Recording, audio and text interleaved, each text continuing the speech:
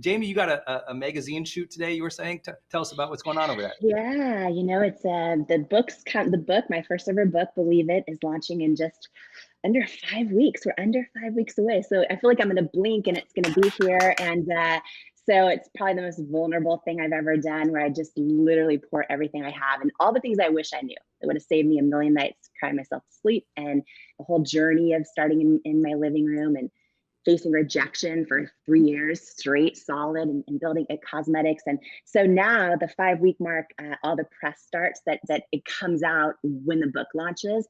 So today is a magazine shoot all day long. And I'll share more soon. But, I was thinking about this, and actually, being MLK Day today, this morning I was in hair, getting ready. I haven't done makeup yet, in hair, and I was watching Dr. Martin Luther King's speeches, some of them, right, which I've done my whole life. And I watched one this morning that's all about growing, actually. It's all about like keeping it moving. And he talked a lot about your life's blueprint. And he was using these words long before so many other people were using them, right? And he talked about your life's blueprint, about how no one else can tell you you're not worthy. And when I was thinking about this, his words, I was kind of having this big aha moment, just to share with everyone in the Growth Day community this morning, in case you go through this too. But like, sometimes it's ourself that's the one telling ourselves we're not worthy. And on a most day, of the time, probably. Most of the time, most of the time. And you're making up stories about other people thinking you're not worthy. Yes. So either you're telling yourself, oh, I'm not worthy, or you're thinking they don't think I'm worthy. And either way, it's a story that's probably, making you feel worse than you really need to. Exactly. And on this day, right, I have this big magazine shoot all day. They want 6 different looks, all these things. First of all, I have to fight in my own head the whole imposter syndrome, which is like, how is a girl like me, who is a waitress at Denny's, all these things, doing 6 looks? How do we even figure out what looks are? That's the first thing. Like fashion looks, right? You see me, I love some sweats. I love some comfy sweats, right? So I'm like, okay, 6 looks today. Does 6 looks mean 6 outfits? Mm-hmm. Or does that? Okay, got it. Yeah. Because when I do magazine shoots, they usually they show up with stuff and they put it on. I wander around, and that's about it. I'm really. And that's about it. I'm really. I'm the worst. I don't. I don't do press. I decided very early on I didn't want to be in the PR land. So very rarely do I do press. And every time I do, I realize why I don't. It's so exhausting. I really admire people who can do days of press and they do it consistently. We take for granted. It's really exhausting. People are bossing you around all day. You're just kind of wondering when you get to sit down or get to eat. It's a full schedule. Everyone wants to be famous, or they want days of magazine shoots and all that. And then they do their first PR junket in New York, and you do 16 shows in a day. At the end, it's a privilege and a joy, and it's fun. And at the same time, it's work. You had to get up. You got up, 5 o'clock today just to prepare and get hair and makeup and everything else getting ready? Yeah, we had hair at 5, had to get up at 4 to shower, all that stuff. Got to. And here's the thing is what a blessing, what a gift that I get to spread the word about the book. That's what really drives me, right? But what I'm realizing, and Brendan, listening to MLK's speech this morning, Dr. Martin Luther King's speech, talking about telling ourselves we're not worthy, or having other people tell you you're not worthy, exactly what you said.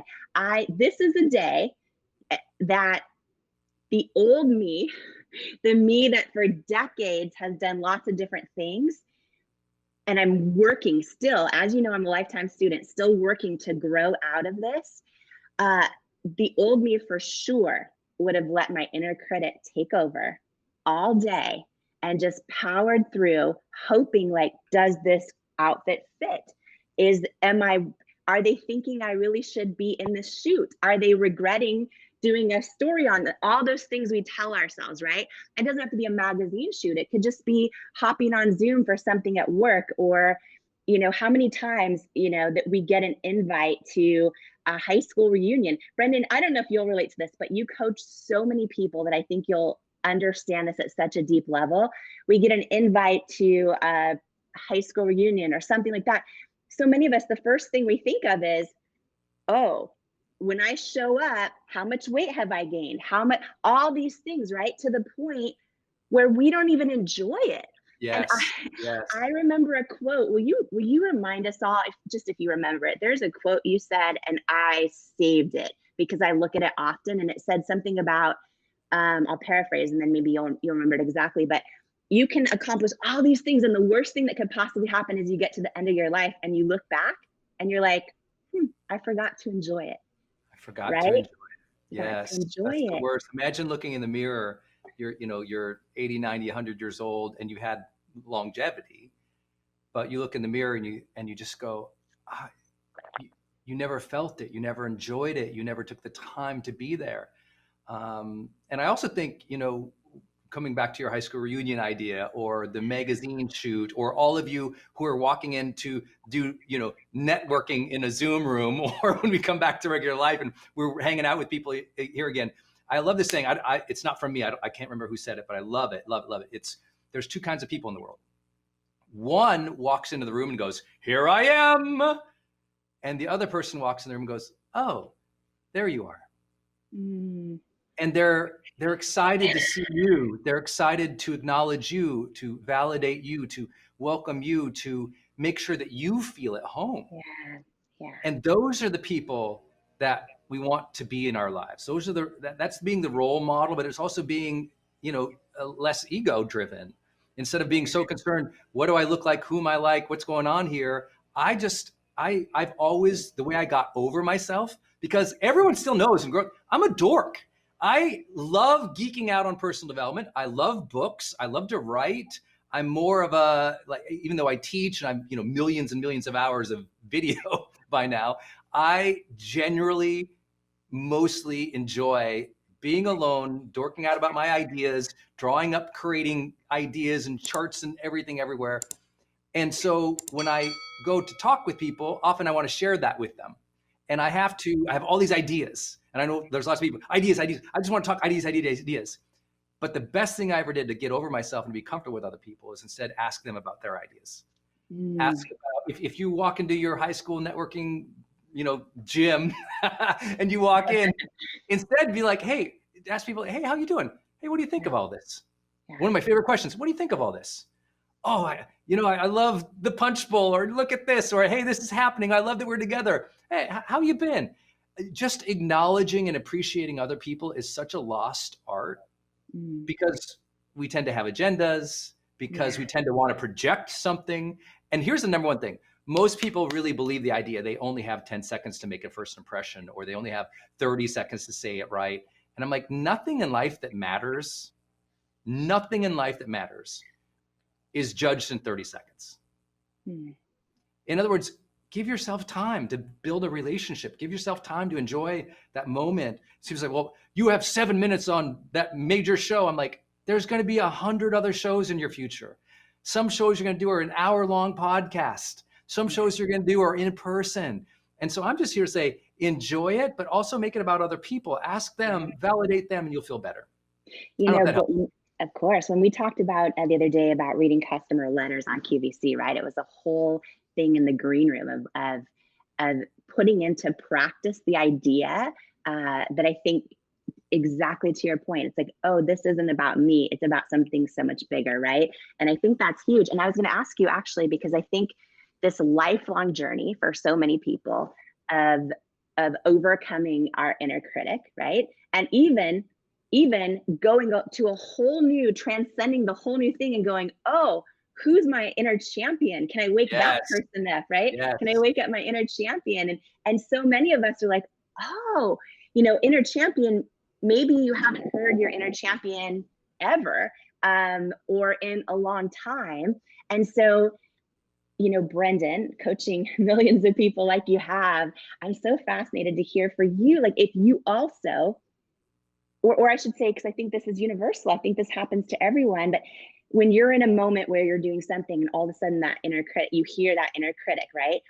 How do you turn down the volume on that? What do you do to go to silence your inner critic, or handle your inner critic, or overcome your inner critic, and then swap it to your inner champion? Or what are your tools? Because I feel like no matter what we're doing in life, where we're at in life, what our situation is inside our own family, inside our jobs, inside our hopes and dreams. It's just this, it's the biggest obstacle, I think, for so many of us. Yeah. I think one, you have to realize that replacing the inner critic in the moment is super hard. And Yeah. so you have to think of everything you're doing is like, there's the pre-work, there's the actual in the moment flow work, and then there's the post work. The pre-work is, okay, before the inner critic does to start, you start your morning by tapping into your authentic self, meditating, feeling, thinking about who you are, what's important to you, your morning routine of intention setting, your morning routine of purpose statements, your morning routine of filling your head with good thoughts, your morning routine of acknowledging your strength to show up another day, your day of gratitude for appreciating that you have these opportunities. Meaning you got to start the day. The growth day starts with self-talk. And the self-talk, you have to condition the positive voice inside your inner champion. Mm. You have to amplify that, turn it up, and talk to it every morning and every day if you ever want that to be louder than the critic. What most people do is they bumble through the day, a doubt comes up, they hear it, they go, is that true? They start amplifying that thing because there's no other voices. Your job is to find your authentic voice, your acknowledging, aware, compassionate, loving self voice. Give that so much volume so many times that that's just, hey, that station's louder. Yeah. That station is louder because you're on that station more. So now when the other one starts interfering and coming in, you can go, oh, what is it saying here? And it's almost always, the inner critic is really a doubtful voice. Yeah. It's almost always a doubtful voice. I doubt my capability. I doubt who I am. I doubt I'm capable. I'm worthy. I doubt myself. And doubt doesn't mean stop or shut down. Doubt means, oh, this is a signal to be more present and intentional. Oh, this isn't to question myself and my capabilities. It's going, oh, hey, I don't know if I can do this. Let me pay attention. Doubt's a great signal to pay attention and to engage the best of who we are. It's like, oh, those butterflies, that's saying, oh, let's align here. Let's get focused here. Let's bring some attention to this. So first, don't think that that voice will ever go away. It's going to be there. It's always going to pop up. But don't think it's a negative thing telling you you're terrible. It's saying pay attention. And then also up the station on that authentic, acknowledging, loving self-talk each day, the affirmative side of who you are. Listen to that so often and give yourself that blessing so often, because some of you, it's not going to be your spouse who's going to acknowledge you or validate you. So some of you, it's not going to be your parents or your sister, your brothers, or the people in your industry. They're all going to doubt you or judge you or push you. So you've got to affirm yourself. You've got to tap into that truth, that knowing, that beauty, that soul, that spirit, that authenticity that says, why I do deserve to have a good day today. I do have good intentions for today. Let me listen to that part of me more often. And that conditioning of positive, affirming self-talk starts becoming a part of real confidence, right? Conditioned self-talk becomes confident capability. So good. You know, I'm looking at so many of your comments right now, and so many people are saying this is so timely. I needed to hear this right now because, you know, one of the things I love about this is when we talk about even conditioning and starting our day that way with positive self-talk. I hope the Growth Day Morning Show is a big part of that, of just hearing that, you know, inspiration, like all of us coming together and growing. But, you know, one person also, this Sarah just commented that, that, you know, the inner critic always comes back, right? And you're saying, yeah, it always comes back. And here's the thing is, I feel like our inner critic can get so loud. And I feel like so many of us know when we're hearing it, when we're hearing that inner critic, A, we would never say those things to another human being. And B, when we're saying them about ourselves, we kind of still know, in big part, we know they're not true, but but somehow we still, it's so easy to believe it. It's easy to know we're made for more. We're created for more. We have more to give, more to offer, more to serve, more inside of us than we're expressing or giving or living right now. And yet it's so easy to still doubt it anyways, right? What if the inner critic was an inner guide? And the inner critic was just saying to you, hey, right now, you've got your station turned on to me, the inner critic, the low station, the self-doubt station. And Yeah. you, instead of going, oh, that critic's so scary, and let me find all the reasons to criticize me, it's like, oh, the inner critic is actually calling you to summon the better part of you. It's saying, hey, you're listening to the lowly insecurities right now. Let me amplify those insecurities so you're aware that you're listening to them, dummy. What you need to do right now is switch to the other station. I am guiding you with all this blaring noise to summon a higher part of you. Mm-hmm. The inner critic is summoning the higher part of you, not shutting you down. It's summoning you. It's not going to go away. There's always going to be that part of you going, hey, dummy, you're smarter, you're better. Hey, let me judge you just enough that you get edgy and you go, no, I'm better than this, and you show up. It's egging you on to show up better, not shut down. As soon as you get that, oh, I'm being egged up like a good friend. Because listen, the inner critic is you. Yeah. And that's a good friend to you saying, hey, I'm going to bug you just enough. I'm going to shame you just enough. I'm going to doubt you just enough until you finally go, F no, let's go. I'm going to try to piss you off. That's what the inner critic is going to do. They're there to amplify you to go, no, I am better than this. It is actually summoning strength. And if you can hear that, instead of being diminished, be called. When crisis doesn't diminish you, when conflict doesn't diminish you, when fear doesn't diminish you, but rather you sense it as a calling to rise to something, to a higher standard, to serve, this is why today we celebrate Martin Luther King. Dr. Martin Luther King had the same challenges so many people did. What he did was he said, I have a dream. I'm going to rise up. I'm going to learn to do all of these things that he didn't know how to do, to lead an incredible movement that we still celebrate today. You have to think about it, like, whoa, that's 60 years later. We're still celebrating this person. Why?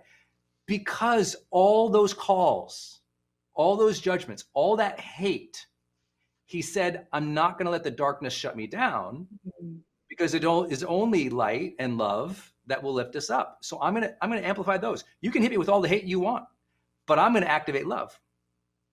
That's the change. When it's so not good. a diminishment, but a calling to rise above it, that's a mindset shift that now helps us activate. I hope that helps everybody.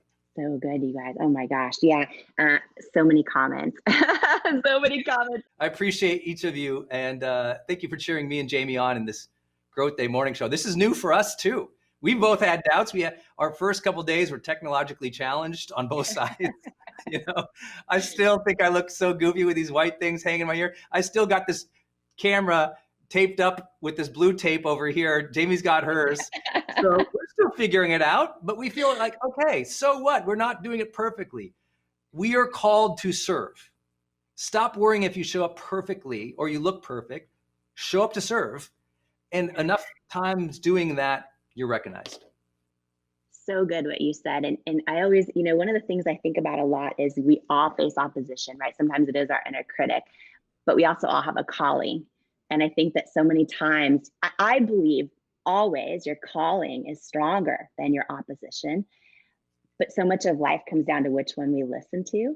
Yes. And you talk about, Dr. Martin Luther King, and I think obviously so much opposition, during his time, and obviously his calling was so much bigger, right? And that's what he listened to. And I think that, I don't know, I just keep going back to those words you shared earlier too, about walking into a room and instead of saying, here I am, saying, here you are, right? I think that's when we make it not about us and it's something so much bigger than us. For me, I think that's, in my journey, that's, how one of my best strategies for overcoming that inner critic, because for me, that inner critic is there every single day.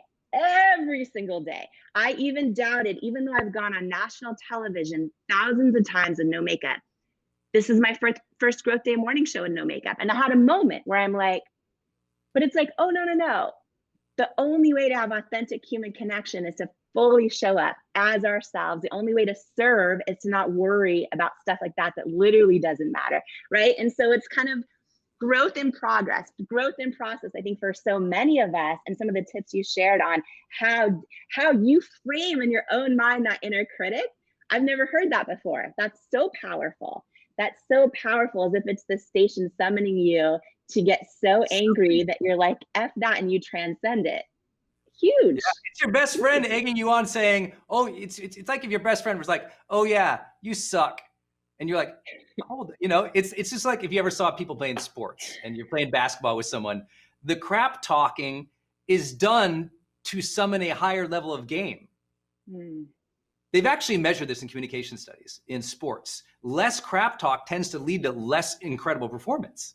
And it's not because we're not diminishing each other. We're egging each other on to play at a higher level. Now, I know there's lots of judgment about even that in sports, but I think my point is recognizing that all your inner fears aren't meant to shut you down. They're meant to help you pay attention. You were talking about resistance and all the resistance. And I hope everybody, by the way, spend some time today watching some, speeches from Dr. Martin Luther King. If you haven't read the autobiography, the official biographies, or any of his collected works of speeches, I can't even imagine this day for the last 23 years this year now. I read his speeches. I have a big book that my dad gave me that I just read his speeches. And it's so, so powerful to see what he was willing, and not just him, the entire Southern Christian Leadership Conference and so many other great leaders of that time, trying to really speak up for something. And he said, if our main question is who were you serving, and he said that if we aren't willing to speak up for what is right, then we're not living life. And so many of his great quotes that everyone will share on the internet today, I'm sure, just remind us to stand for something. Even if you are scared, stand for something. You're not doing a magazine shoot today. You're standing for something today. You're standing for a message. Yeah.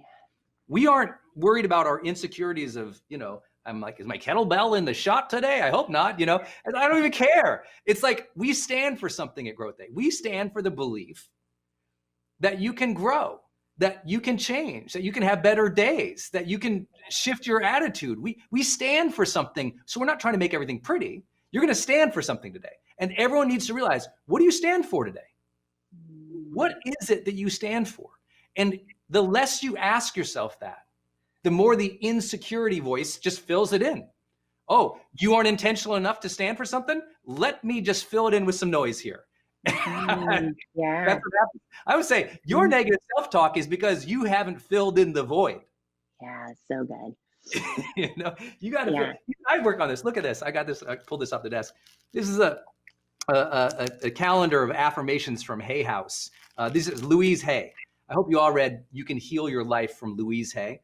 Louise Hay and Wayne Dyer, who were like who really made and rounded out Hay House with Reed Tracy as CEO. It's a whole book of affirmations. I've been doing personal development for 20 years professionally. I still read my affirmations and I read them out loud because I want that voice to be activated. I would love for you all in your morning routine to read out your Bible verses or read out your favorite motivational quotes or read out that part of that spiritual text that you love. Read something out, like activate the voice. You've been given voice. You have the blessing of speaking. You've been given voice. Activate that in a positive, affirming way. And it becomes a language pattern in your head that's louder than the insecure, quiet things. You know what I mean? I get a lot of questions from listeners who, because of the things that have happened in their past, Yeah. they don't know how to trust their intuition. Yeah. And I get a lot of questions about decision making and how to truly, in a situation like this, where you are burning through your entire life savings, Yeah. you have left your dream job, you have gotten no after no after no after no after no. How do you stay connected to your intuition in a situation like that? What tool do you have, or what advice can you give to somebody who's having trouble hearing what the right decision is in that kind of situation? Yeah. So I think that intuition is like a muscle that we build Mm-hmm. over time. And I think it's a lifelong journey. to really learning how to hear it and to trust it. And one of the greatest tools, I think, is to think back to times in your life where maybe you had this gut feeling to do something and everyone around you said, don't do it. So you listen to them, you didn't trust yourself, and then think about what happened. Right. And then similarly, go back to a time where everyone was like, oh, no way, no way. And you're like, but I love him. I don't think he's lying. I think his phone really did break 5 times every weekend. He didn't disappear his phone. Like, right. Think about like that situation when everyone was telling you something and you didn't listen, or even your gut was telling you, right? And you didn't listen, and you think back to those times and you start to develop pattern recognition of how it felt in moments in your life when you trusted yourself or didn't, and what happened, and you get better attuned to what that feels like. So what does it feel like for you in both situations? Like, can you describe what it feels like for you when you're like, yep, no, that's a no? Yes. And what does it feel like for you when you're like, I'm sticking with this? Yeah. Often it's the tiniest of feelings in my gut, right? Some people describe it as like a still small voice. I pray about it. I ask God to give me the answers and I try to live the answers. Do you feel the answers that God gives you? Like, is that what happens for you when you do this? Like right now when I look at you, right? Yeah. Like I know you're a beautiful soul, right? I just know it. You know it. You feel it. Like I feel like you have good, like you're good. You know what I mean? It's a feeling, right? And we get these feelings, but so much around us is so loud, and we just learn over time. And by the way, not to go, this could be a whole other episode, but especially as women, from the time we're young, we learn not to trust ourselves. We walk in to our parents fighting and we go, is everything okay? They're like, everything's great. Everything's great, right? To protect us, we start to learn to doubt ourselves. Baloney. Right? Yep. But or especially as young girls, you learn to make decisions by consensus, often with your friends. And making other people happy. Making other people happy. People pleasing. We're rewarded for pleasing everyone else and almost ignoring what we feel. So if you're someone who's an adult right now going, I don't even know how to hear my own gut or trust myself, that's why we've been trained out of learning how to do it, right? So it takes intentionality and really deciding, oh, you know what? I'm going to put in some time, even if it's 5 minutes a day, just to thinking about moments in my life where I trusted myself, where I didn't. And if you don't remember any of them, start now. You know what you just inspired me to think about? I don't even know if it's possible to do this. But imagine if you could go through the rest of today and only make decisions that align with what you truly want. If you don't want to go to that party tonight, don't go. If a friend asks you something and you feel obligated out of guilt to lend them that thing, don't actually lend them the thing. Yeah. Eat what you want to eat tonight for dinner. Don't just go to wherever your friends want to go. Like, I think that would be a real eye-opening experiment if you were to do that. And you start building that muscle, right? And the more you do that, some people don't even pay attention to what they actually want to eat for dinner. They're just like, what sounds good to everyone? But to your point, when you start paying attention, then you also start building that knowing of hearing your own knowing. Do you think it's possible to discover your unique purpose in life if you are not connected and listening to your intention? And intuition, I mean. And your own intuition. Here's how I think it's way more likely, and you're going to actually discover more than one purpose often if you're really tuned in to your intuition and you're intentional about it. But what I'll say for someone who feels like they can't hear their gut, but they still want to find their purpose, a friend of mine, Rory Vaden, says that you're best positioned to serve the person you once were. Right? Trent Shelton, our friend, says one day the things you're going through right now will be the things you made it through. Yeah. And what I would say to someone listening right now is look at something in the past that has broken your heart, that has caused you grief, that has been something that you care deeply about, whether it's positive or negative, that you've gone through, something you care deeply about, or maybe pain you've gone through, something you have made it through. I believe often when we go through the hardest times in our life, Yep. it's for one of two reasons. What are they? It is to either equip us with the strength we need to carry the weight of our success that's to come, to carry the weight of our purpose that's to come, or we've gone through these horrible, unspeakable times, things we would never want to happen to us again in our life, because we're actually going to get our greatest source of fulfillment and purpose by one day helping someone else who's going through them.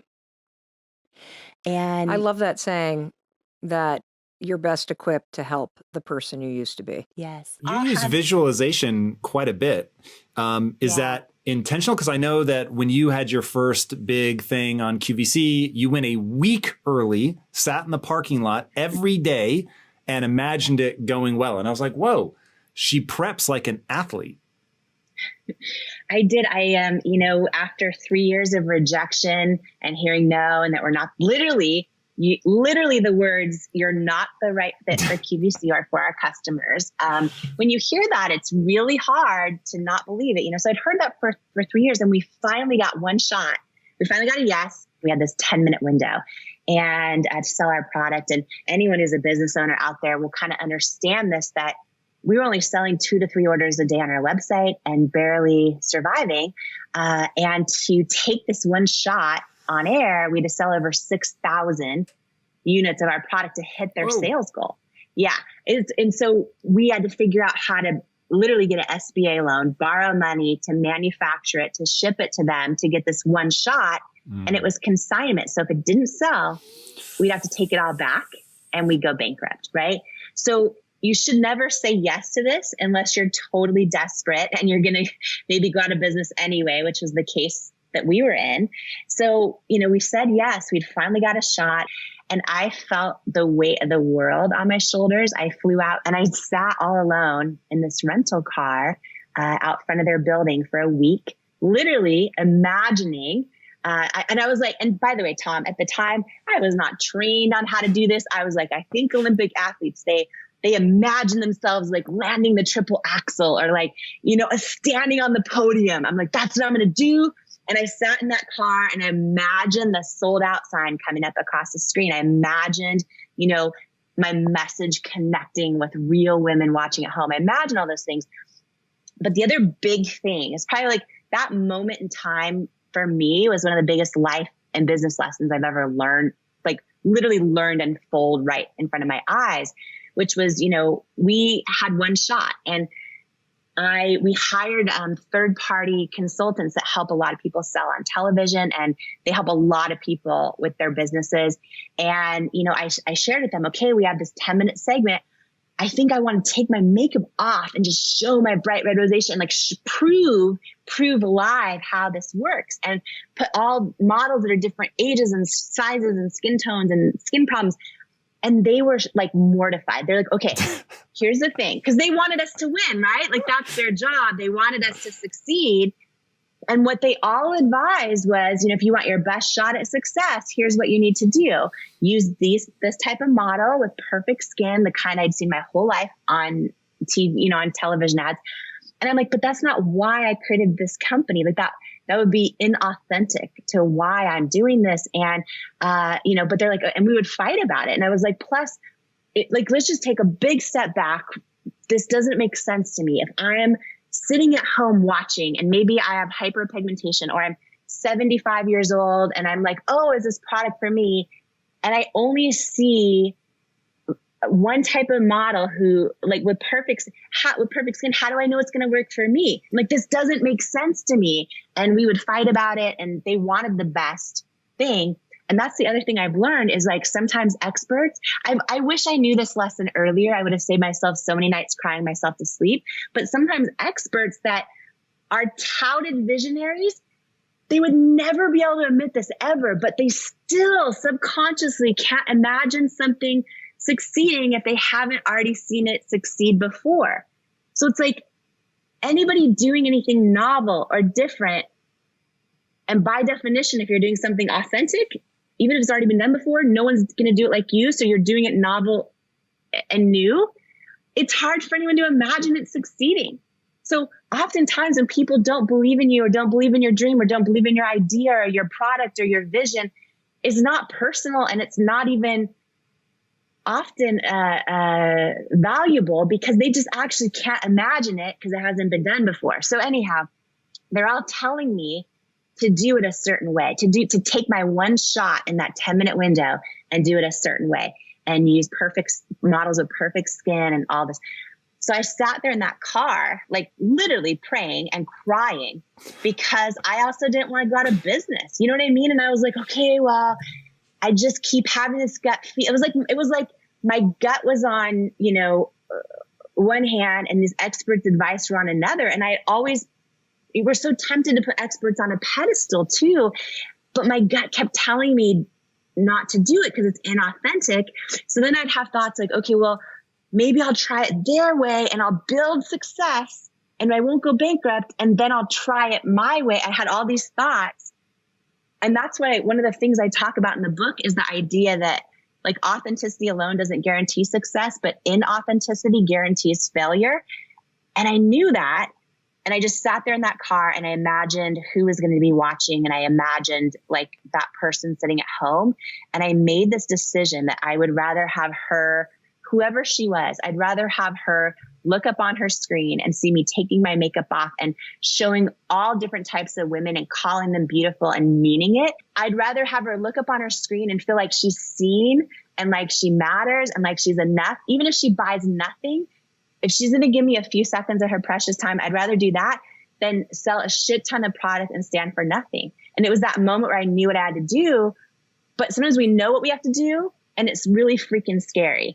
And I remember that I got my one shot and I was in the QVC studios and I see the countdown clock and I know we're about to go live with 10 minutes to 100 million homes.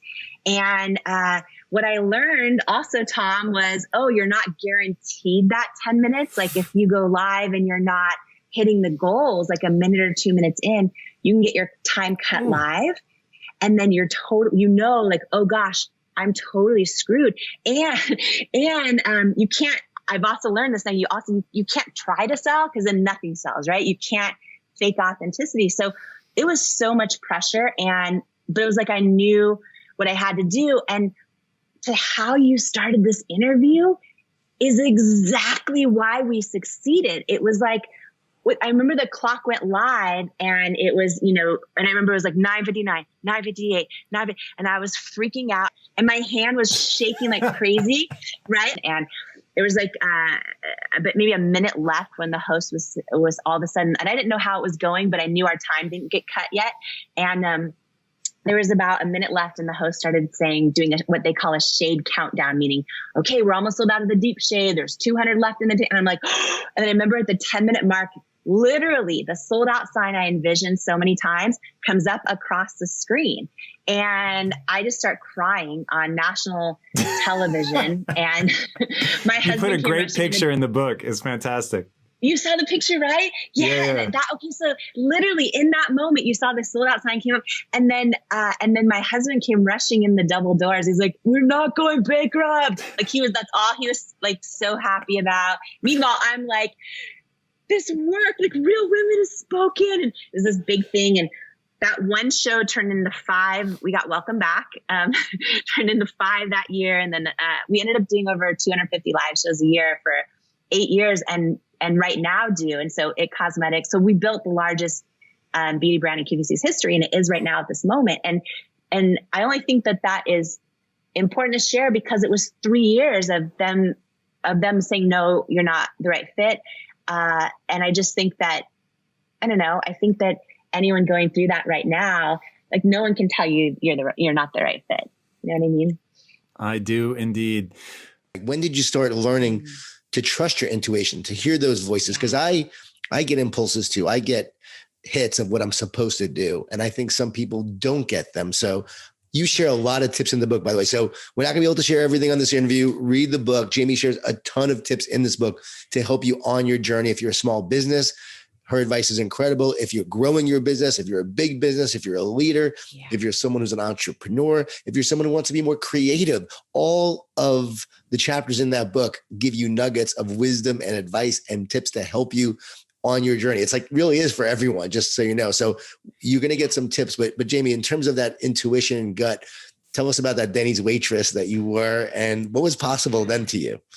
Yeah. So I've always felt, and I've always felt deep down inside like I was destined to serve in a big way or do something that impacted other people on all of our own journey. I always had that inkling, didn't know what it was. And working as a Denny's waitress, this is so funny. Working as a Denny's waitress, oh my gosh. So the Denny, and I was working to try and save up for school and all that, pay my way through school. And Denny's, it's so funny how so many things teach us lessons, right? So I won't get into this too much, but like the Denny's I worked at, the kitchen was a mess in the sense that they would take an hour to get pancakes out sometimes. So I'm an introvert by nature. And I was like, oh my gosh, people are getting mad and they're leaving because it's taking an hour to get pancakes. And I'm not getting a tip.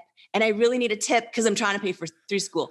And so I learned to talk to people and try to be like, and try to just connect with them and ask about their stories and that whole thing. And it probably planted a seed in me of understanding the importance of operations of a business and the right operational infrastructure. So even as a, in that whole different industry as a Denny's waitress, I really think every single thing we go through in life helps us build that foundation, right, of where we're going to be. But, in the time I was a Denny's waitress, here's really where my gut started speaking to me. And this is for everybody out there. It's never too late to start learning how to hear your own intuition, right? Most people never do. But just like faith or like anything else, I think it's never too late. I think everyone can start now. And I really think that it's a journey. It's a journey of building on experiences and then looking back and going, oh, I didn't listen to my gut there. I had that instinct and it didn't go so well. Or, oh, I decided to go against everyone else. I trusted my gut and here's what happened, right? And I think for all of us, it's every area of life. I mean, this is something a lot of your community might relate to, is like, or not, but if you've ever dated a sketchy guy or you have a friend where you're just like, I don't think they're telling me the truth. Something's not adding up. We kind of know it, right? Like so many people can hopefully relate to this at some point in their life, but they've dated someone where they're like, I don't really believe him that his phone just broke and that he just like disappeared for a day, right? I don't think he, and you can choose, we all choose like, oh, I'm just going to ignore it and I'm just going to stay in love. Or, you know what? Like, okay, I'm done. Like we all know. And I feel like we continue building those experiences in life. And then we look back on them and it's like, now I'm able, looking back on so much of this journey, I'm able to really know that some of my biggest mistakes and misjudgments and miscalculations came when I went against that inkling inside, right? And I trusted people that are touted visionaries or experts.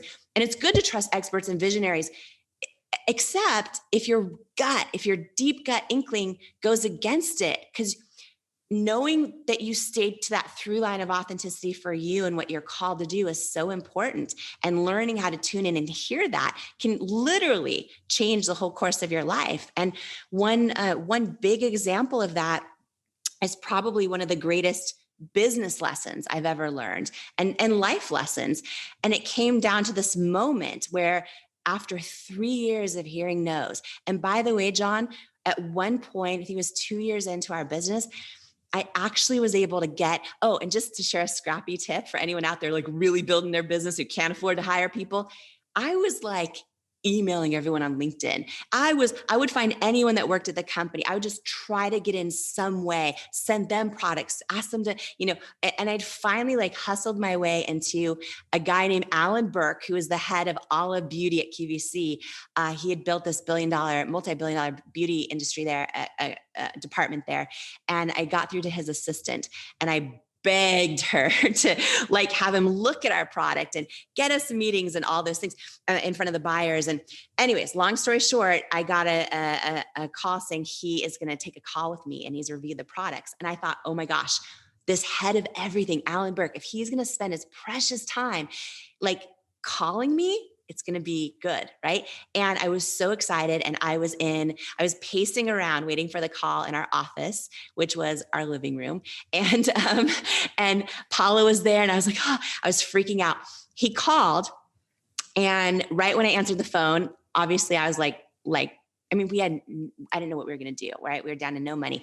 I was freaking out. And I said, okay, to my head, I'm like, they're lucky to have us. He's lucky to get us, like all these things, right? Pumping myself up. And I got on the phone and he said, hello, Jamie, this is Alan Burke from QVC. And I'm like, Alan, it's so great to talk to you and this whole thing. And anyways, he got right to the point and he said, we've reviewed your products with all the buyers here in the beauty department. And it's unanimous that it's a no. We're going to pass on your company. You're not the right fit for QVC and you're not the right fit for our customers, but we wish you well. And I was like, oh, but I am the right fit. And I just tried to pour into another pitch. And he thanked me for loving QVC, but said it's a no, got off the phone. Okay. So then I cried myself to sleep 3 nights in a row. If you've ever had bad news and you like wake up in the morning and you hope it was a dream and you're like, oh, it wasn't, right? It was like that day after day after day. So fast forward another year, we're at a big beauty show and one of the QVC hosts tried our product. There were 6,000 women there. She tried our product and said, you need to be on QVC. She told the buyer, we got one shot. We got our first big yes, but what it meant, and this is one of the greatest life lessons and business lessons I've ever learned as it pertains to trusting your gut and staying authentic to who you are. We got one shot on QVC. And here's what it meant. We got a 10-minute window to go live in front of 100 million homes and sell our product. But what it also meant was, and at the time we were selling only 2 to 3 orders a day on our website, right? Fulfilling them out of our living room, driving to the post office. So we're only selling 2 to 3 orders a day, barely staying alive.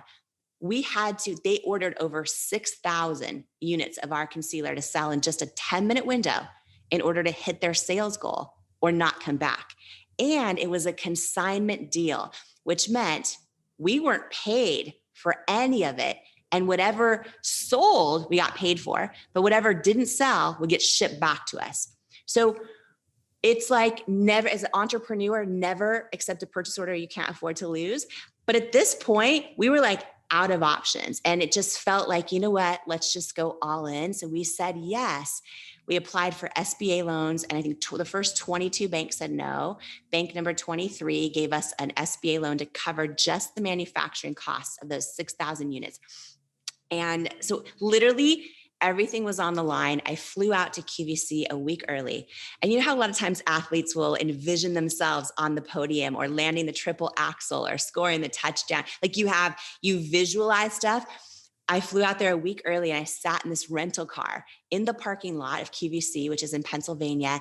And I just started envisioning everything. Like I was trying to pretend I was an athlete. And I was like visualizing everything I could, like the sold out sign coming up across the screen. And here's the moment that became hard.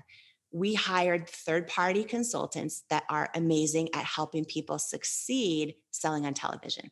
And they all told me the same thing. They said, if you're going to have any shot at success, you need to use this type of model, which was the same type of model I'd seen in magazines my whole life. You need to do your sell this way. And I would argue with them. I'd say, okay, but that's not why I created the product. And also, like, what if I just take my makeup off and show my bright red rosacea on national TV so I can prove live the product works? And like, I would say like, oh my gosh, if I'm sitting at home and I am 70 years old, or I have hyperpigmentation or this skin challenge or this skin tone or this skin problem, if I don't see someone that looks like me, how do I know it's going to work for me? And like, we would argue, and they wanted us to win. They wanted the best for us. And like, listen, this is the best advice we can give you. Here's what you need to do. And like, one thing I'll say is, had I realized that if you're ever going to do anything novel or new, or even it's an idea that's been done a million times, but it's your take on it, of course, experts aren't going to think it's going to work because subconsciously they only think things are going to work that they've already seen proven work, right? And I didn't know that for a long time. And they mean so well, but they're seeing it. But even though a lot of them are visionaries, they're only able to see what you're doing through their own lens of experience. And so anyways, long story short, I didn't have a chance to do it both ways. It was like everything was on the line. And it's really easy to say, oh, I'm going to stick with authenticity in my mission. But then when you're in a moment where everything's on the line and you know you might lose your entire company, it's really hard to just tune in and trust your gut, right? Put your own gut instinct on a pedestal instead of the expert's advice. And I sat in that car for a week and I stared at the front door of the QVC building. And I knew the next time I walked through those doors, I would either walk out bankrupt or with like my whole life changed. And the more I prayed about it, I would sit there in that car, literally crying, trying to like God, take this from me because it feels so heavy and just tell me what to do. And it came down to a couple of things. I imagined who my customer was, and I would just kind of imagine who she is watching at home. And for some reason, I kept imagining like a single mom in Nebraska folding laundry who was like too busy to remember she mattered and remember she's beautiful and that she's enough. And I just remember this moment where I was like, you know what? I would rather, if she's going to bless me with 5 seconds of her precious time, I would rather have her look up on her TV screen and see me showing real women who look like her, calling them beautiful and meaning it. Even if she buys nothing, I'd rather that happen than like me sell a ton of product and stand for nothing. And so it was like, I knew what I had to do, but it doesn't mean it's easy, right? And when the 10-minute clock started, we went live on the air. And by the way, John, when you probably know this, I didn't know this until I got there. When the 10-minute clock starts, you don't just get 10 minutes for sure. If you're a minute or two in and you're not selling enough, your clock cuts and it jumps down to 2 minutes and you just like lost 6 minutes. And it's the most stressful thing and most high pressure thing, right? Because they don't mess around. Like you hit sales goals or that's it, which is any business. But so the 10-minute clock goes up. It's like 9:59, 9:58. Jamie, I got to stop you there for a second. Yeah, I want people to realize this, like your future depends on this moment. Like I'm thinking about this. I mean, you and Paulo, everything you've worked towards, you are now going on national television in front of 10 million homes. The light comes on. It's you, a camera, and the viewer. Yeah. I can't imagine how nervous, how fearful, and what that moment must have felt like. You talk about sports, being an athlete, the bright lights are on. It's a big game. And your future career depends on how you play in this moment. And there you were in that moment. My first question, I'm going to write a note for myself so I don't forget the second one because I had 2 things I want to talk to you about. Was that I'd like to hear you talk a little bit about how you came. I realize this is sort of a vague, nebulous question. I'm not quite sure how you're going to answer, but how is it that you came to trust your own intuition when all your externals at the time are negative? You are not it's not like you're trusting your gut because everything's working, or you're trusting your intuition because opportunity is just like piling up. It was no, no, no, no, no. What was it inside of you or outside of you? I don't really know. That gave you that clear sense of this North Star of knowing that you know what you know and staying the course until you got there. Yeah. I'm 44 and still, and similar to you for me, first of all, I believe we all have an intuition, and I believe it's more powerful than anyone else's advice. For me, when I share sort of my whole journey in Believe It in my book, I don't just talk about overcoming self-doubt and body doubt. But I also talk about overcoming God doubt. And the reason I bring that up is for me, I went through a long journey with faith, and that included a few decades of God doubt and some big lessons on where my faith is now. which I believe beyond a shadow of a doubt God exists. And, but went through a big journey my whole life on that. But what I wanted to share about intuition is, for me, like when I pray, I feel like that is how I hear God, is through my intuition. And so I think that it is the most deeply spiritual practice, is being able to hear ourselves and make the decision to trust ourselves. And in my journey, though, it's been a journey, right? It's this, I think, lifelong, I believe it's a lifelong journey, almost like our intuition's like a muscle we build over time, and it gets stronger with use, and stronger when we look back on times. If someone were to say, how do I start to hear myself? I don't know if I ever have, or I haven't in a long time. I think one, just wanting to, right? And then two, really looking back at times when you kind of had a gut feeling, but maybe you didn't listen to it. And then what happened?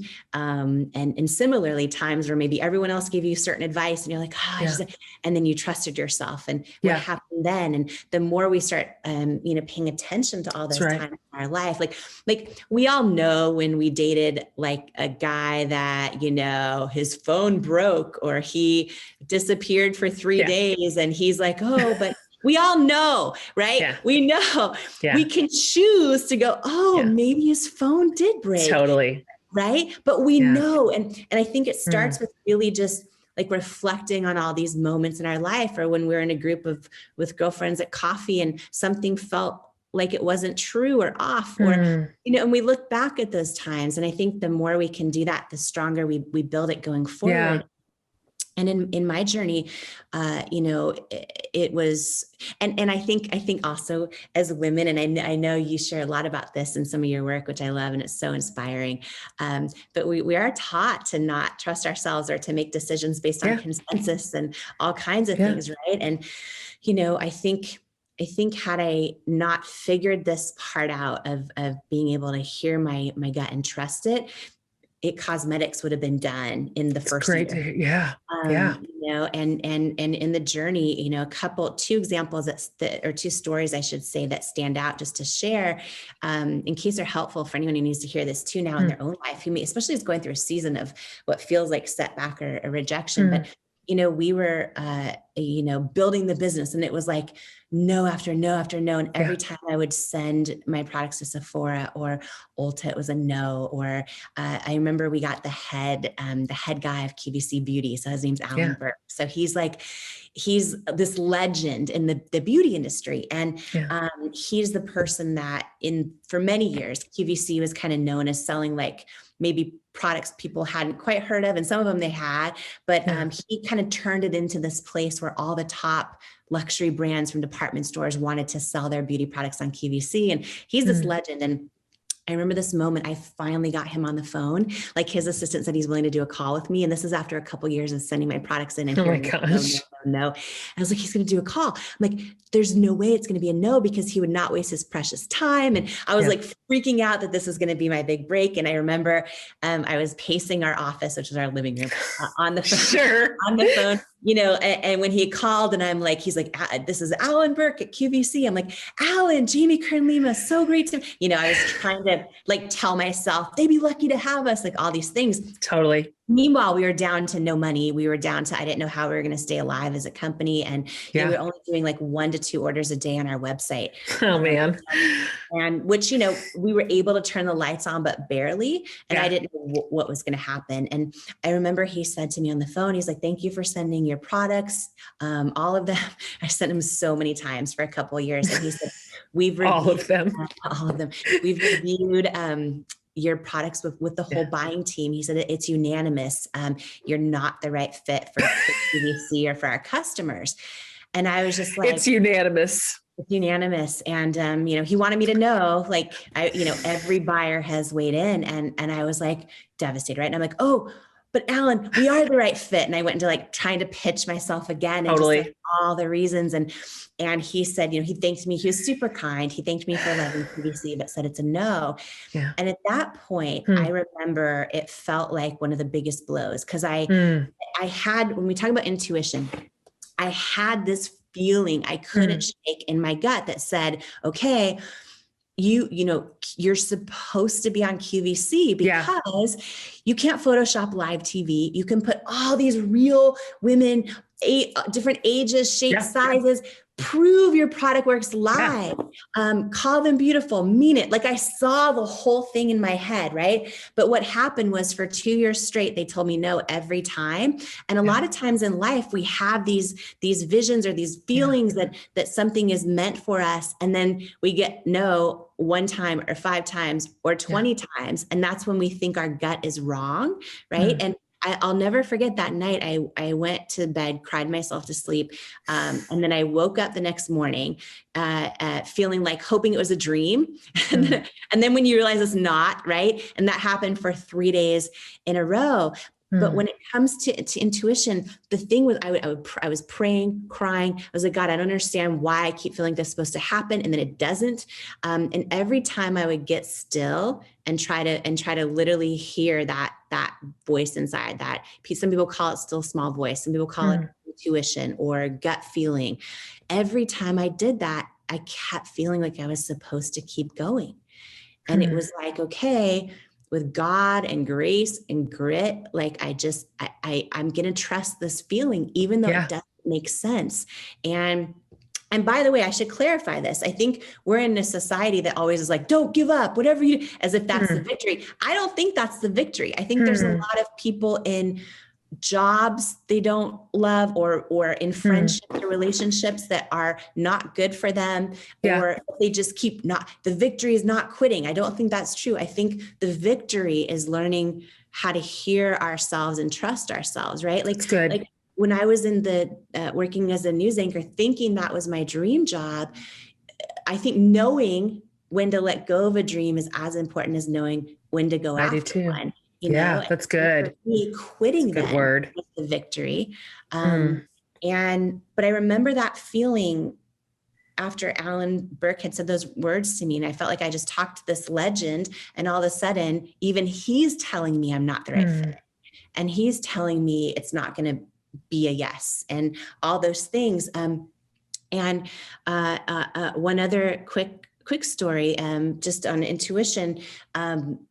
And then one fun ending to that is, we were struggling to know how are we going to stay alive, right? So this is the point where even QVC now, the head guy says no. Everyone's saying no. We're a couple years in. We're down to under $1,000 in our combined company and personal bank account, which just meant like, okay, we have a couple weeks left at any moment being able to pay bills and everything else.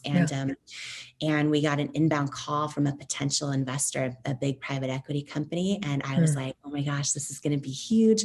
And they loved our product. And my mind went to this place of like, oh, if they invest, then I'm not going to go bankrupt. And they could probably use their power and their leverage to get us in these places that keep telling me no. And so we started taking meetings with this potential investor who's super well known. They've taken a bunch of pre-revenue companies and like a bunch of products we buy in grocery stores every day. They've turned them into household names. And I thought, we do that with It Cosmetics. I was so excited. And we did meeting after meeting, and I started the diligence phase where you show your whole product pipeline. And it got to the final meeting. My husband and I flew up for it. And I thought like, this is going to be life-changing. And we were in person, and I was about 3 feet from the head guy, and they congratulated us and thanked us for the product pipeline, all the kind of stuff. And he said to me, we want to let you know that, we've decided it's a no. We're going to pass on investing in It Cosmetics. And by this point, I had heard no a million times. And I was just like, okay, can you tell me why? Because, feedback is usually a gift. And I'm like, can you tell me why? And he paused for a long time, and he goes, do you want me to be really honest with you? And I'm like, yes, please.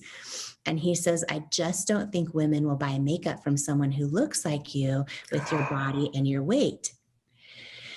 And in this moment, so a couple of things. When he said those words to me, and this is in person, 3 feet from him, my husband's right next to me, his whole team is there. When he said those words, I just don't think women will buy makeup from someone who looks like you with your body and your weight. First of all, a lifetime bodied out, like flooded my body. Yeah. And it felt like I was like staring my own fear straight in the eye in a way. But I'll never forget this moment, Jen. He said that to me.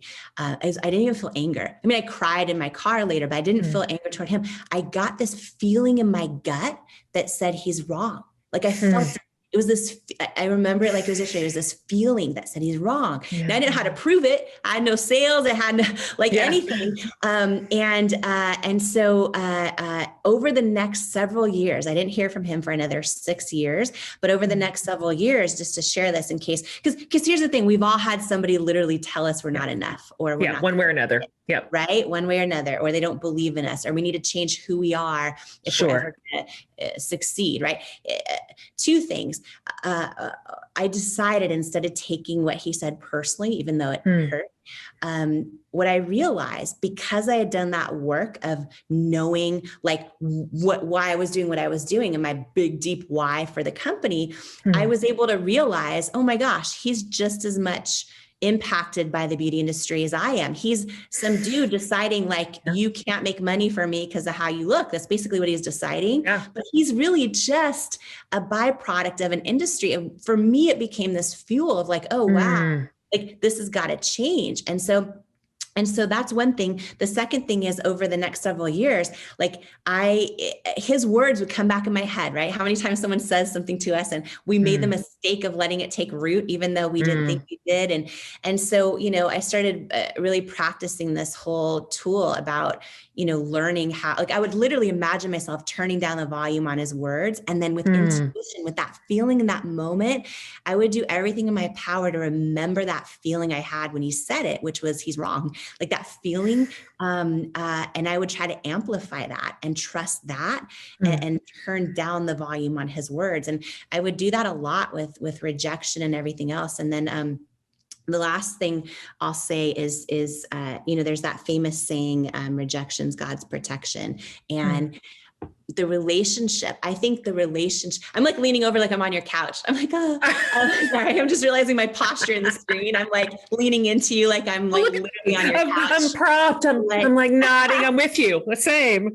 Totally. But there's that famous saying, rejection's God's protection. And it's just talking to you live. One of the things I just want to share is just all of us, every one of us, like our relationship with rejection and is, I think, one of the most defining things in our life about if we're ever going to become the person we're born to be, and like how we handle rejection. And the one thing that just hundreds and hundreds of rejections, I started seeing them as like, okay, I'm going to be one of the people that's going to trust my gut and go after I'm going to be a brave one that's going to like try to go after my dream or step into all of who I am. And I think with anyone that's ever done that in history or otherwise, it comes with so many rejections. And so I kind of started to learn to see rejection almost as a victory in a way. It's like a victory of being a brave one who's going after who she's born to be in life. And, it would still hurt and all those other things. But on the last thing on the rejections, God's protection, I try to see it that way every day in life too. And, 6 years later, when L'Oreal bought this little company I started in my living room, the day before the sale happened, they decided, because they're a public company, they decided to release the purchase price. So I didn't know that was happening. And I kind of panicked, because what happened is the very next day, it's on the homepage of the Wall Street Journal. It's everywhere, online, everywhere. It Cosmetics sells for $1.2 billion cash. And I heard from that investor. Bet you did. First time in 6 years. Bet you did. He said, congratulations on the L'Oreal deal. I'm so happy for you. I was wrong. And I learned it would have been the most successful investment in his firm's history had he invested. But here's the thing with rejection being protection, like at the time that I met with him, I was so desperate. Like I didn't know, I probably would have given him the majority of the company for totally. Right. Yeah. But because he didn't believe in me, and a lot of other people did on the journey, but because he didn't, by the time we sold the L'Oreal, we were still the largest shareholders. So I was like, thank goodness he rejected me. That's right. And then Alan Burke with QVC, after we launched on QVC, he became one of my greatest mentors in my life. That's great. And when he retired from QVC, right, he was the head of all QVC Beauty that kind of had me crying myself to sleep and saying, you're not the right fit. Well, after he retired from QVC, he was such an important mentor in my life. We actually hired him for our advisory board at Cosmetics in a paid position. So the guy who rejected me was now working for me, right? It's so great. I just want to share that, like no one can tell you, you know, how big your dreams can be, or that you're not the right fit, or that so good. You change who you are to ever achieve the dreams on your heart. I really want to go through the lies that we tell ourselves. Yes. So number one, I'd love to start with the need to please them in order for them to love me.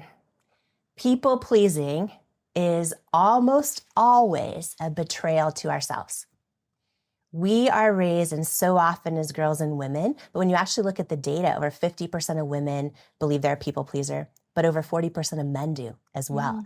So we are raised to think, oh, I just need to make everyone else happy, and then I'll be loved, right? At our core, we all want love and belonging. And one of the big lies is I need to please everyone else in order to be loved, or in order to be worthy, in order to be enough. And here's the problem with that is so often we spend our lives, you know, trying to please everyone else, but then actually betraying ourselves. And we become disconnected from who we are, right? And so the more we people please for others, when it's incongruent with who we are and what we really feel, the more we tell ourselves that we're actually not worthy of saying what we mean, of being who we are. And it chips away at our self-worth slowly but surely. So it is a huge lie that we tell ourselves that, okay, if I just make everyone else happy, then I'll be happy, then I'll be loved. And it's actually the opposite. And what's beautiful is and I go into Worthy Deep and how to do this, how do you truly learn to, you know, not people please at the expense of betraying yourself. And when you learn to do that, your relationships get stronger, your self-worth rises, right? You're able to have a deeper connection with other people, because when you show up inauthentically, which is a lot of times what people pleasing is, you actually create a barrier of disconnection between yourself and that other person. So we think people pleasing, you know, especially a lot of us as little girls and women were raised to like get approval when we make other people happy. But long term, it doesn't feel like love.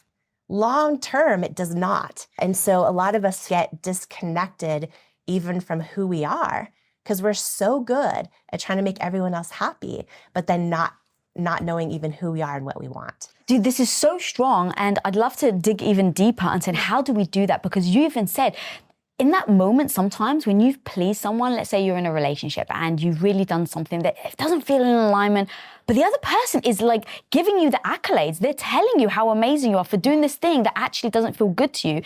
And so it becomes almost like a bit of a downward spiral, or you just double up, right? Because you're like, oh, well, they made me feel good about myself when I did this.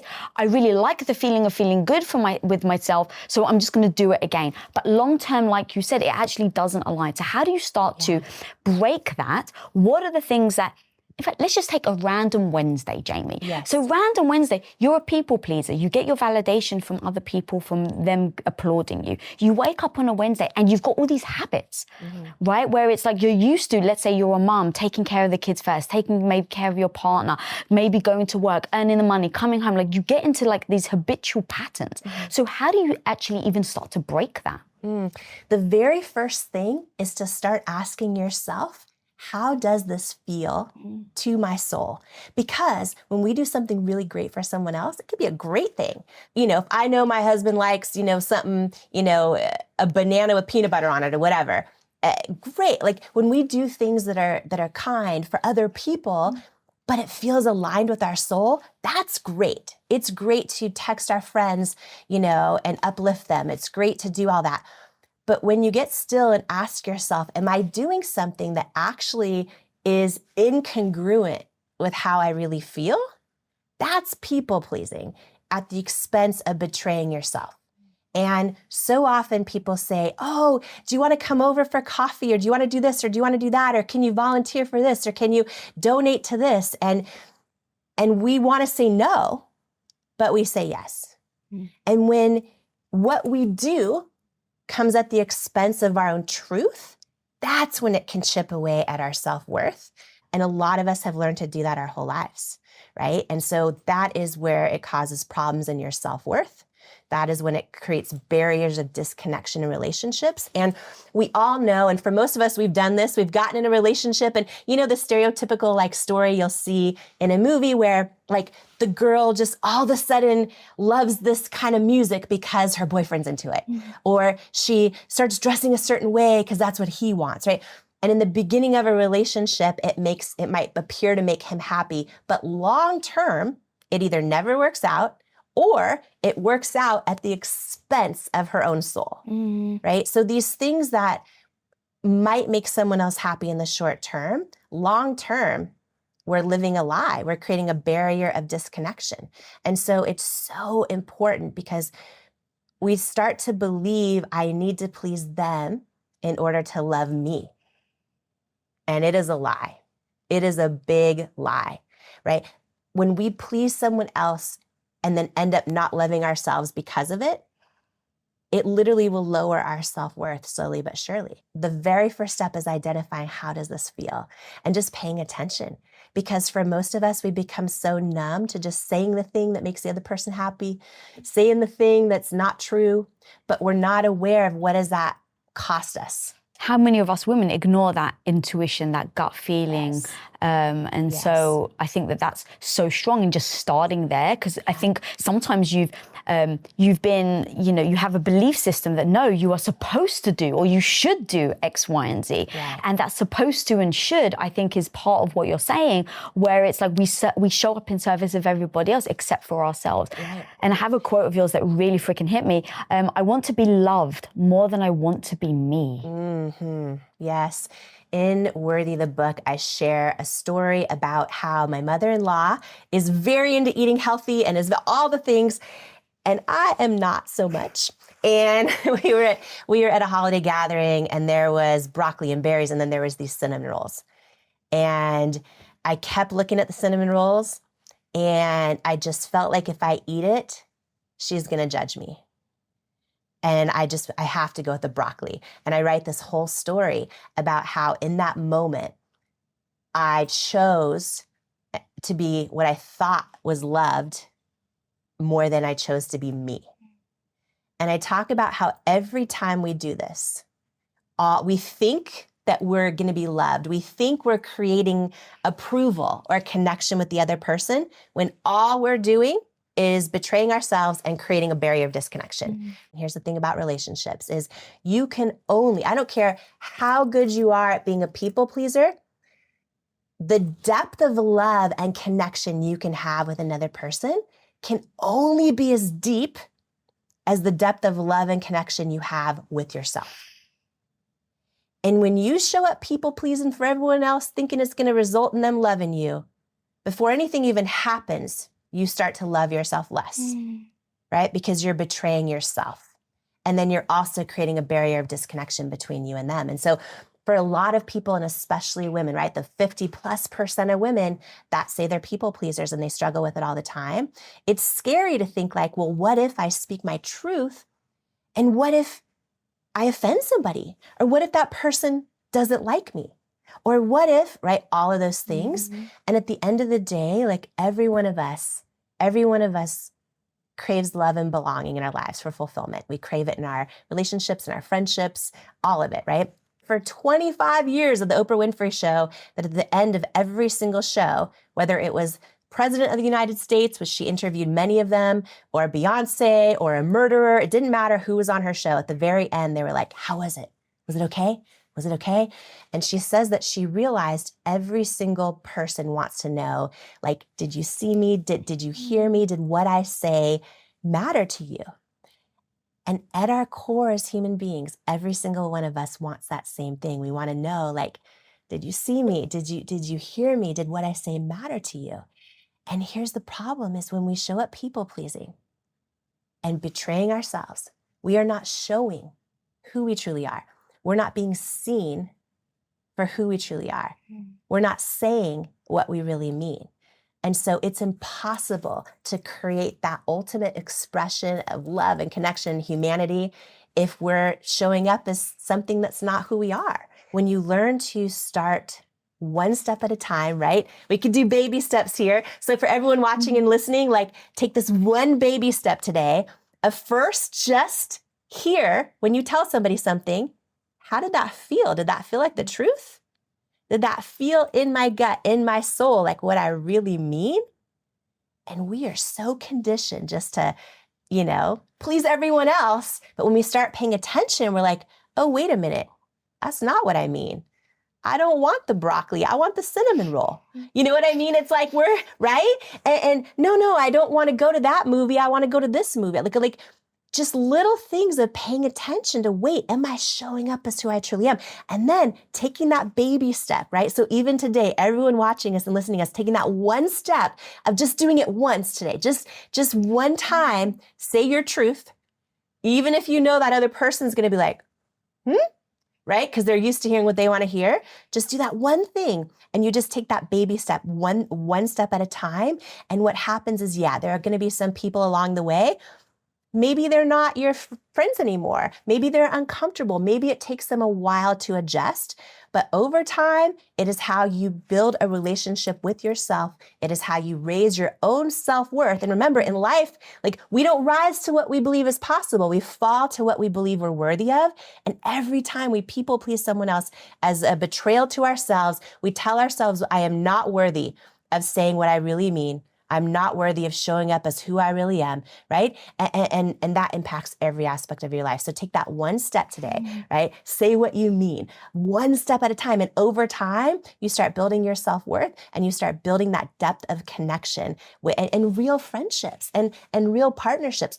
Right now, as we're talking, how many people are in a relationship and they just feel like something's missing? And they don't know why. They don't feel the depth of connection that they crave. And it could be a romantic relationship. It could be a friendship. It could be a relationship with your family. But like, I don't understand why we're not so connected. I want that connection. But then when you stop and ask yourself, wait a minute, do I have that connection with myself? Right? And that's where we need to do the work. And slowly but surely, the more that you show up as who you truly are, then you'll see the connection with the people in your life starts to deepen and you start to feel fulfillment and you feel more fulfilled and less like something's missing. Good. I love that. And that's why I love that story about the broccoli and the cinnamon roll, because it's a little decision. It's a little thing that maybe other people would just brush by and not think twice about. And it's like, well, it's my mother-in-law. I know that she's going to look down on me. If I choose the cinnamon roll, fine, I'll choose the broccoli. Right? And you don't realize, to your point, of the disconnection you're having with yourself, but then also to her, because you're being a false version of who you actually are. Exactly. And so much of the time we think we need to people please someone else and this and that. And it's still a lie we're telling ourselves. I was sitting there thinking my mother-in-law is going to judge me for eating the cinnamon roll. I'm going to eat the broccoli. Meanwhile, how the story kind of wraps up is I'm like, you know what? I decide if I'm going to have an authentic connection with her, I need to show up as who I really am. I eat the cinnamon roll. I'm waiting for her to judge me. And she literally starts talking about the kids and how she could care less that I ate the cinnamon roll. So the whole time I was telling myself a story, projecting my own insecurities onto her, and creating a barrier of disconnection between me and her in the meantime, right? All because I was telling myself a lie that she was judging me. So then I was trying to please her because I wanted connection, realizing when you try to please other people, you just create disconnection. Yeah, God, that's so freaking strong. And that goes to another lie that you talk about in the book, is that we always think we're going to be enough when. So talk to me about that. Yeah. I'm gonna get so fired up out of this chair. Let's go, girl. Okay, everybody watching and listening right now. Lisa, this is the lie. This is the lie that will take us down our entire life. This is the lie that has us thinking, okay, I just gotta do more. I just gotta achieve more. Then I'll feel enough, right? This is the lie that thinks, that tells us because something's missing, it means I'm not yet enough. And oh my gosh, the lie that once I finally get the thing or achieve the thing or do the thing, then I'm enough. It is a perpetual lie that leads literally to nowhere.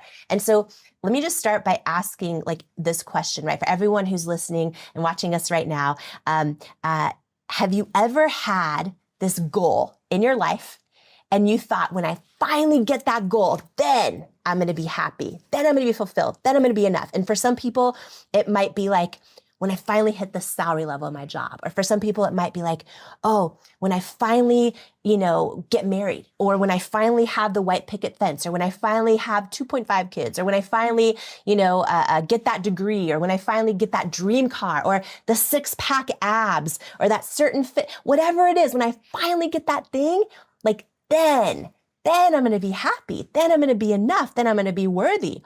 And then what happens for so many of us, right? And everyone think about that thing right now, or different examples in your life. But for so many of us, we work so hard. And for some of us, we spend a lot of time and a lot of years.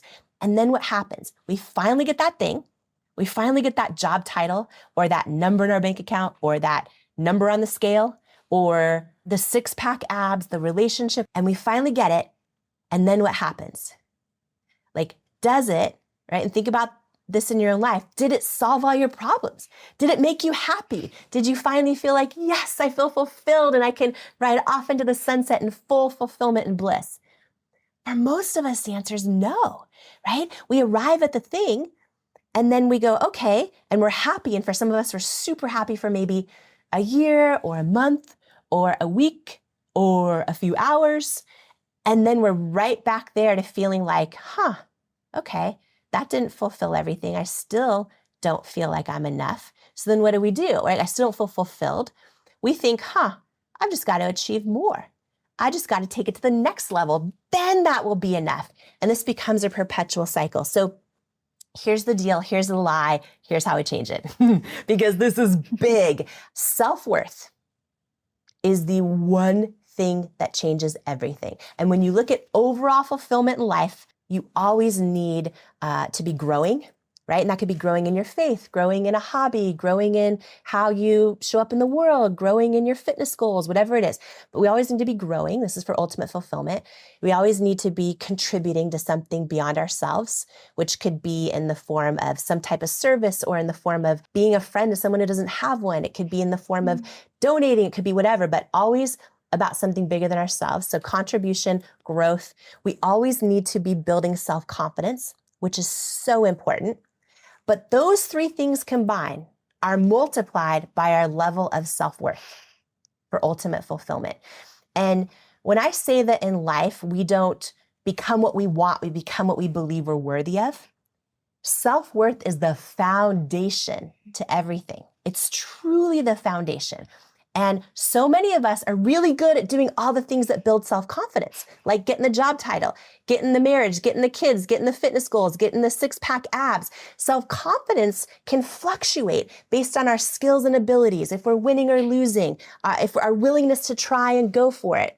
Self-confidence, even though it's internal, it's based so much on the external things happening around us. Self-worth is deep, internal, unwavering. It's us believing we are worthy of love and belonging exactly as we are.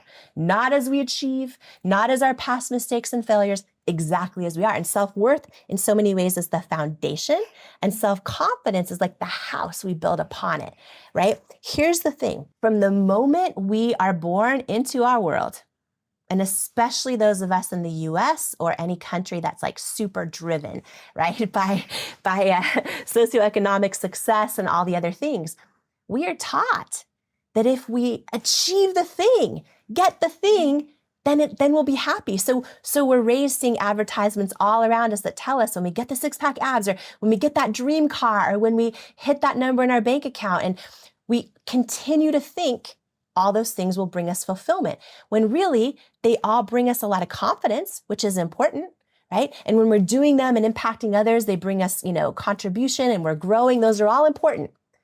But if underneath it all, we don't believe we're enough as we are, if underneath it all, we don't have strong self-worth, what that looks like is perpetual unfulfillment the rest of our lives. And there are so many perfectionists right now, probably listening and watching us, so many people that think like, okay, if I just achieve enough, then I'll be enough. If I just get and then they arrive at it and it's not. So then they go for the next thing and then it's still not. And they live their entire lives and arrive at the end of their life with a whole lot of cool things, but never actually feeling fulfillment and always feeling like something's missing. So it is important to do all of these things that build self-confidence, that do all that. It's important. But if you don't learn how to completely build rock solid, unshakable self-worth underneath it all, you will never, no matter how much you achieve, you'll never arrive feeling fulfilled. You'll never be able to fully enjoy it. Here's the other part of this. I have to do all this to be enough, which is a lie I believed most of my entire life. And a big reason, Lisa, that I wrote Worthy is because believing this lie, if I do enough, then I'll be enough. Like believing that, and for me, not understanding the difference between self-confidence and self-worth had me arriving at all these crazy dreams I could have only imagined happening, and not understanding, why don't I feel like it's enough? And why don't I feel like I'm enough, right? And just to share a couple examples, I remember building at cosmetics and years and years and years of rejections, finally building it to a company with over 1,000 employees, right? Selling it to L'Oreal for over $1 billion cash. I got to that moment where I thought, this is it. I had sold my company for all this money and was on in Forbes and all the magazines, all these things. And I had so much self-confidence. And I got invited to Oprah's house for lunch. And I was like, this is my lifelong dream. And I went to her house. We had a 3-hour lunch, just me and her. At the end of the lunch, Lisa, she gave me her cell phone number. And she said, call me anytime. You can call me anytime. I'm like, okay, like, freaking out, right? And now I had a lot of self-confidence. Everything on the outside was going so well. But what I didn't know is that is very different than self-worth. And even though a lot was going well, underneath it all, I didn't fully feel worthy. And so here's what happened. She gives me her cell phone number. My lifelong dream is like happening. I did not call her for 4 years. I literally didn't call her for 4 years. And this is what happens when we don't believe we're worthy underneath everything else. We will sabotage opportunities. We will stay stuck. We will not go for things and not understand why. And after 4 years, during that whole stretch where I didn't call her, I would tell myself stories like, okay, once I have the perfect thing to say, then I'll call her. That's why I'm not calling her. I just don't have the perfect thing to say. Or she probably thinks everyone wants something from her, so I'm going to prove I don't, and I'm not going to call. Like all these stories I would tell myself. And 4 years later, I realized that the reason I hadn't called her was because deep down inside, I did not feel worthy of being her friend. And the moment I realized that, number one, like I realized very quickly that's a lie. Like I am a kick-ass friend. You know what I mean? You are, girl. like, and in that moment, I'm like, oh my gosh, my self-doubt and my thoughts, which we are not our thoughts, but our thoughts can convince us we are them sometimes. And my self-doubt and my thoughts had gotten so loud and were telling me I wasn't worthy of it. But that moment when I realized it, I felt in my soul, which is very different. In my soul, my knowing, like, oh, I am more than worthy of being her friend or anybody's friend. I'm a great friend, right? And that was the moment I picked up the phone and called her. I came so close to doubting myself out of my own destiny, even though I had built all these things that the world would say look like enough, so I must feel like I'm enough, right? And I still didn't. And I didn't know why. So it's a perpetual lie that we just need to keep getting enough, achieving enough, hitting enough goals to finally feel enough. All of those things are important. They all build self-confidence, which is really, really important. But nothing you can achieve will build self-worth.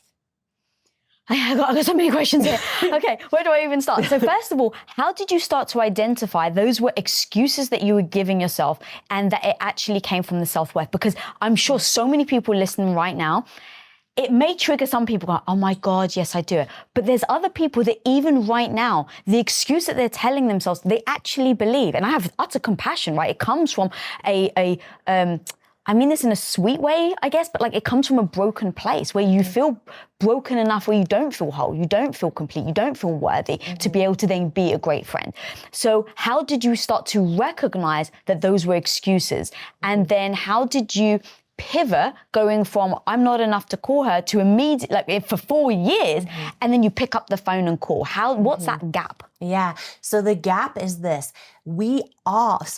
I just didn't know, right? And I didn't realize, I'm telling myself excuses. Exactly. I actually believed them. Right. That's the worst freaking excuse.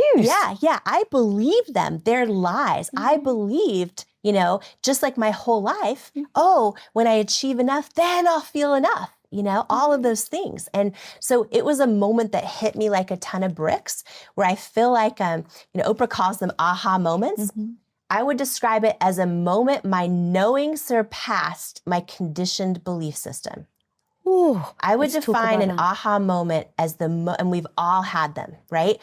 The moment your knowing surpasses your conditioned belief system. And sometimes they come out of the blue and they hit us like a ton of bricks, right? And sometimes we work really, really hard to tune in and to hear our own gut and say, what is the truth, right? They can come in different forms. This was a moment that hit me like a ton of bricks. And in that moment, it took everything out of me to literally, I imagined myself in that moment, Lisa, turning down the volume as if it was a volume dial, turning down the volume on my own self-doubt and my thoughts, right? And turning up the volume on my knowing or my intuition that said, you are worthy of being her friend, because I know that's the truth. And right now, every single person listening to us, watching us right now, if you get still and you tune into that knowing, not in your thoughts in your head that our whole lives we've been conditioned to learn we're not enough, right? 80% of women do not believe they're enough right now. And it is a lie, right? But I'm not enough, that comes in the form of our belief systems and our thoughts, but that is not who you are. Every single person right now, if you get still for a moment and you tune into your gut, to your knowing, to your intuition, it'll tell you right now, you are more than enough. You are fully worthy exactly as you are, like exactly as you are. And when we learn to trust that and to trust that knowing, it changes everything. So that moment when I decided to call her, it was like I literally imagined just turning down the volume on my self-doubt. I was like, I am not listening to this anymore. And just tuning into that knowing, right? And just like putting that on full blast that says, I know I'm a great friend. Like I know I'm worthy of calling Oprah. And that's when I just picked up the phone and did it and just took that step and did not let my self-doubt doubt me out of my own destiny. And it's one step at a time.